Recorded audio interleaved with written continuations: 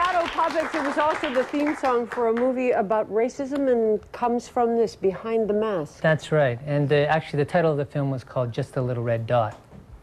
And this is a man who spent 2 years traveling through Japan, studying music and a whole different way of expressing yourself in music. And yet, you know what it sounded to me like? And I said, doesn't it sound like there's a little bit of Caribbean music in that? Yeah. Yeah, it's like, I guess music is such an international thing that we... Well, yeah, absolutely. It's an international thing, and also with this particular album, what I'm trying to do is to take different kinds of world music, like a bit of Caribbean, some Celtic, some Spanish, some Japanese, some Chinese, some Indonesian, and sort of bring the different influences together to create like a real sort of global album. When you said that the flute found you, that you were going to be in film, you decided that was your calling. Well, when I was a kid, I was really into filmmaking. So when you heard this flute, what happened for you?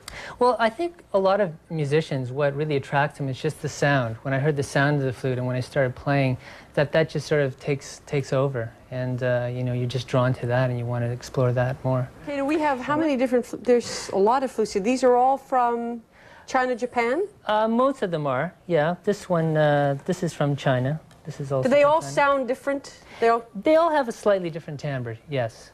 And this is actually Native American. Oh, is it really? Yeah. It's called the Native American love flute. Oh, make a sound on the love flute. Well, don't you like the name, the love flute?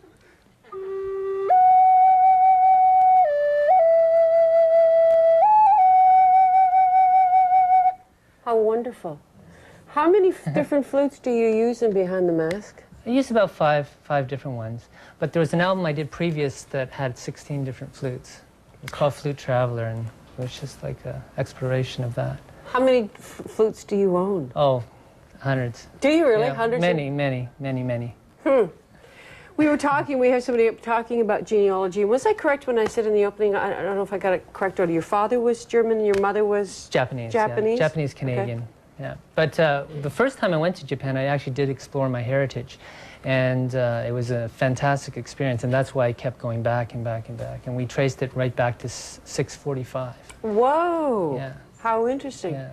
My son actually went to a camp once in Canada that had an exchange program with a camp in Japan, and for the airfare you got to go for 2 weeks and live with a Japanese family. It was one of the most profound influences of his life. Really? Yeah, he loved the culture, loved the people, loved everything about it. Yeah.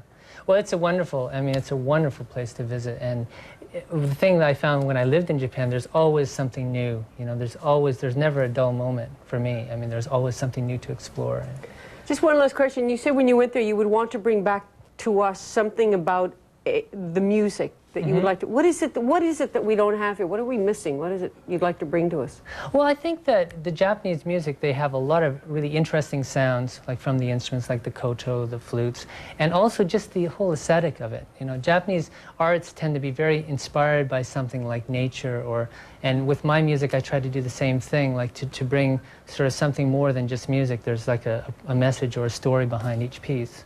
There's a wonderful story behind The Mask, and when you buy the CD, if you just open it up, you read a fascinating story. It's Ron's story, it's Ron's album. It's called Behind the Mask. We're going to take a break. We're back in a moment.